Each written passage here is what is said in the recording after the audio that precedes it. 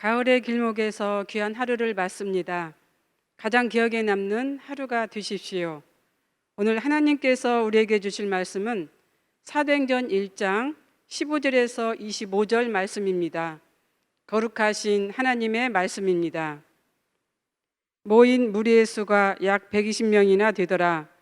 그때 베드로가 그 형제들 가운데 일어서서 이르되, 형제들아, 성령이 다윗의 입을 통하여 예수 잡는 자들의 길잡이가 된 유다를 가리켜 미리 말씀하신 성경이 응하였으니 마땅하도다.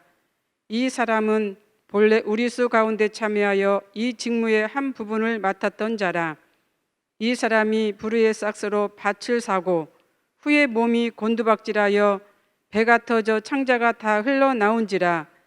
이 일이 예루살렘에 사는 모든 사람에게 알려져 그들의 말로는 그 밭을 아겔다마라 하니 이는 피밭이라는 뜻이라. 시편에 기록하였으되 그의 거처를 황폐하게 하시며 거기 거하는 자가 없게 하소서 하였고, 또 일렀으되 그의 직분을 타인이 취하게 하소서 하였도다. 이러함으로 요한의 세례로부터 우리 가운데 올려져 가신 날까지 주 예수께서 우리 가운데 출입하실 때에 항상 우리와 함께 다니던 사람 중에 하나를 세워 우리와 더불어 예수께 부활하심을 증언할 사람이 되게 하여야 하리라 하거늘, 그들이 두 사람을 세우니 하나는 바사바라고도 하고 별명은 유수도라고 하는 요셉이요, 하나는 마띠아라.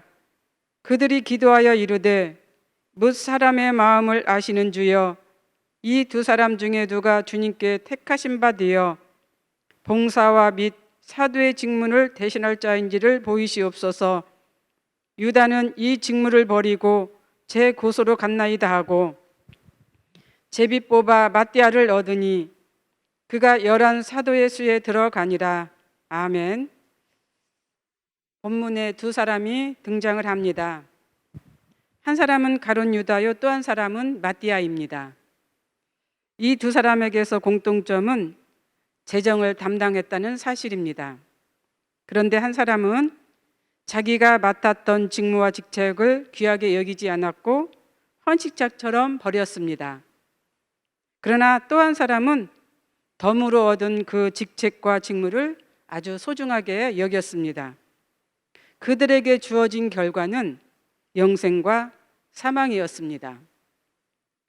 그리고 남은 제자에게 숙제가 주어졌는데 가롯 유다를 대신할 사람을 세워야 하는 일이 남았습니다. 이 일을 베드로가 제안합니다. 그런데 제자를 세우는데 조건을 두 가지를 제시를 합니다. 하나는 예수의 공생의 기간에 함께한 사람이어야 한다는 것이지요. 또 하나는 부활하신 예수님을 목격한 사람이어야 합니다. 이유는 부활하신 예수님을 증거하기 위해서는 예수님의 생애와 삶을 그리고 부활을 목격한 자만이 전할 수 있기 때문입니다. 제자를 세우는 이제 방식도 있습니다. 구약 성경은 일꾼을 세울 때 종종 제비뽑기를 했습니다. 오늘 본문에도 믿음의 조상들이 시행한 제비뽑기 방식으로 일을 진행하게 되었습니다. 언뜻 생각하면 제비뽑기가 우연을 바라는 유행이라고 생각할 수 있지만 여기엔 세상에 없는 단 한 가지 하나님의 방법이 들어 있습니다. 바로 기도입니다. 기도를 통해서 제비뽑기를 했던 것이지요. 마가 다락방에 120명의 성도가 모인 것은 우연이 아닌 필연입니다. 물론 오순절 성령 강림 사건이 일어나지만 그 전에 한 사람의 제자를 위한 기도의 자리도 되었다고 하는 사실입니다. 그 기도에서 마띠아가 뽑혔습니다. 그런데 제자들은 마띠아보다 요셉을 더 선호했던 것 같습니다. 23절을 읽겠습니다. 그들이 두 사람을 내세우니 하나는 바사바라고도 하고 별명은 유수도라고 하는 요셉이요, 하나는 마띠아라. 요셉은 다른 이름도 있습니다.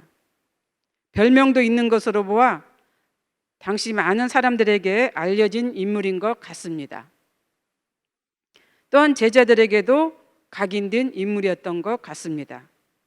여러 가지 면에서 요셉이란 인물이 더 적합하다고 제자들은 생각했던 것 같습니다. 하지만 하나님은 요셉이 아닌 마띠아를 선택했습니다. 화려한 이력을 가진 요셉보다는 이력이 없는 그닥 사람들에게 각인되지 않는 마띠아가 이 직무에 더 적합하다고 하나님은 보셨던 것이지요. 하나님은 많은 사람에게 권위와 권세로 존경을 받는 사람보다는 별 볼 일 없고 부족한 듯 보이지만 진실한 마음으로 하나님의 일을 잘 감당할 자를 찾고 계셨다고 하는 것입니다. 열한 제자의 특성도 마찬가지입니다. 갈릴리 어촌 마을에서 고기 잡는 어부들을 부르신 것만 보아도 인맥이나 학벌이나 배경을 보신 것이 아닙니다. 비록 부족하게 보일지라도 최선을 다하여 성실하게 일할 자를 부르셨다고 하는 사실입니다. 제자들은 요셉을 선호했지만 하나님은 마띠아를 선택하셨고 그 일에 아주 적합하다는 것을 하나님께서는 아셨습니다.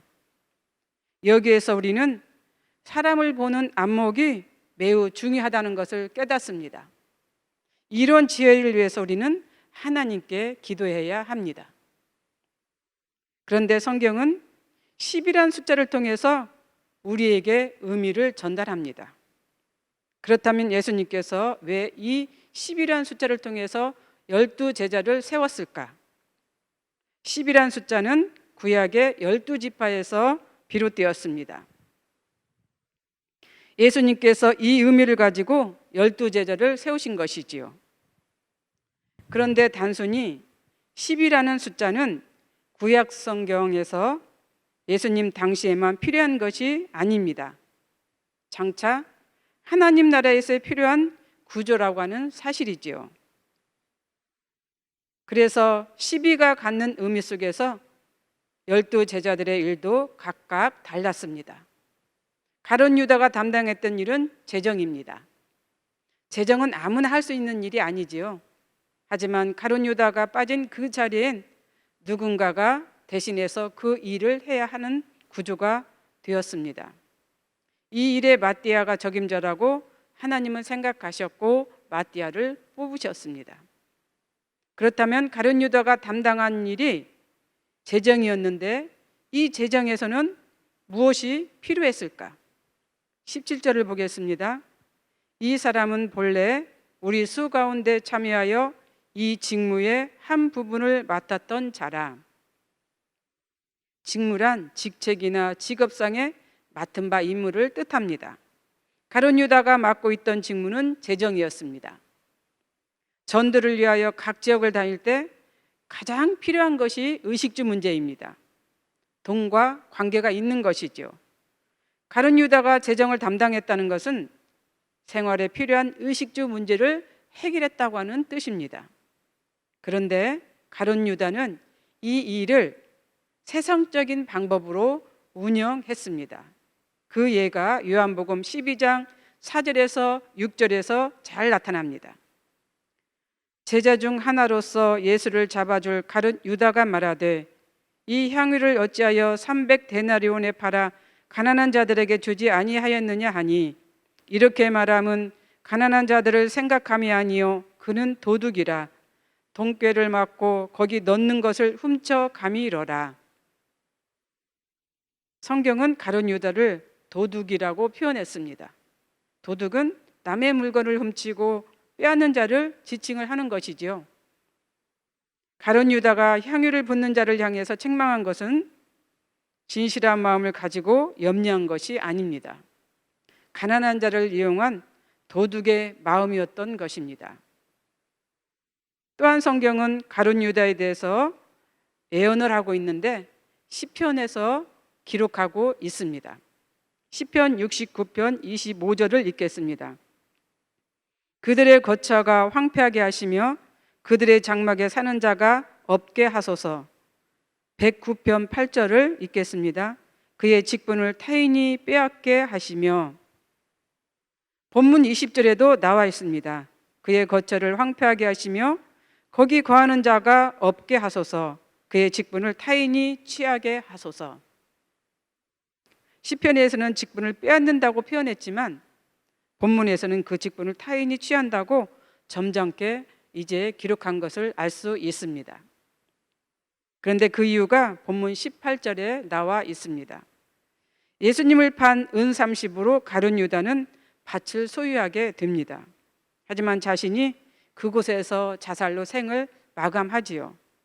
배가 터져서 창자가 다 밖으로 흘러나왔다고 하는 이 끔찍한 소식이 많은 사람들 입에 오르내리게 되었을 것입니다. 결국 그 밭은 무성한 잡초만 자라게 되었고 사람이 살지 않는 땅이 된 것은 분명합니다. 성경 그대로 아겔다마, 피밭이 되어 후대까지 전해진 것이지요. 가룟 유다는 갈릴리 사람이 아닙니다. 예루살렘 사람입니다. 11 제자가 어촌에 사는 제자였다면 가룟 유다는 도시에 거주한 사람입니다. 아무래도 도시에 살던 가룟 유다이기에 시골에 사는 다른 제자들과는 여러모로 생각과 가치관이 달랐을 것입니다. 특히 세리인 마태가 있었음에도 재정을 담당하는 자가 되었다면 마태보다는 더 세상적인 물정과 재리에 밝았다고 할 수 있습니다. 이런 면에서 마태는 행정적인 면에 밝았다고 하면은 가룟 유다는 현실적인 이런 면에 밝았다고 우리가 생각할 수 있다는 것이지요. 오늘 말씀을 통해서 본 가룟 유다와 마띠아를 다시 생각을 해봅니다.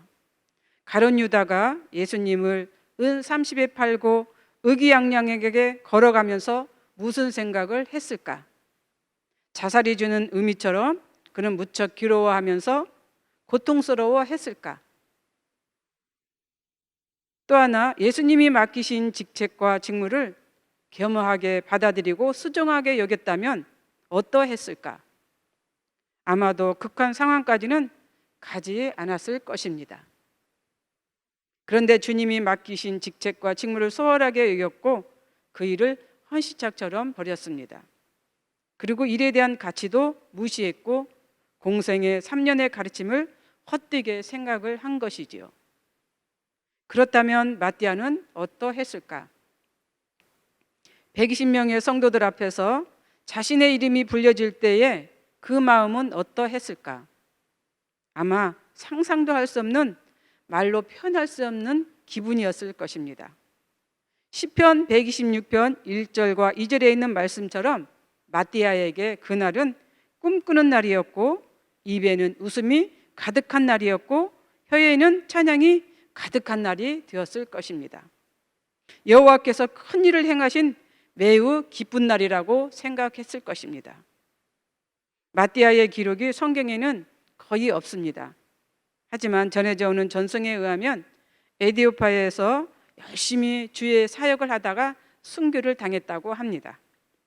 맡은 일에 최선을 다했을 때 주시는 영광스러운 하늘의 면류관이 마띠아에게는 주어졌을 것입니다. 우리 교회도 10월 16일 70여 명의 일꾼을 뽑습니다. 비록 제비 뽑기는 아니지만 하나님에 의해 세워지는 귀한 일꾼들입니다. 처음 직분을 받을 때는 두렵고 떨립니다. 처음의 마음을 가지고 끝까지 주의 길을 향해서 걸어가셨으면 좋겠습니다. 특히 어려운 코로나 시대에 세워지는 이제 일꾼인 만큼 자기에게 주어진 역할을 잘 감당하는 사랑하는 성도들이 되었으면 좋겠습니다. 기도하겠습니다. 사랑의 하나님, 오늘 우리에게 주신 말씀을 생각하면서 우리에게 주신 직책과 직무가 얼마나 소중한가를 다시 한번 생각하는 시간을 갖게 하옵소서. 특히 코로나 시대에 봉사와 활동이 뜸하지만 그럼에도 우리가 있는 자리에서 기도하며 최선을 다하게 하소서. 우리의 할 일은 먼저 예배의 자리에 오는 것입니다. 그동안 나태했던 심령을 다시 일으켜서 주의 전에서 주의 말씀을 듣게 하옵소서. 주님의 집에서 마띠아와 같은 행복을 누리게 하옵소서. 감사를 드리며 예수님 이름으로 기도합니다. 아멘.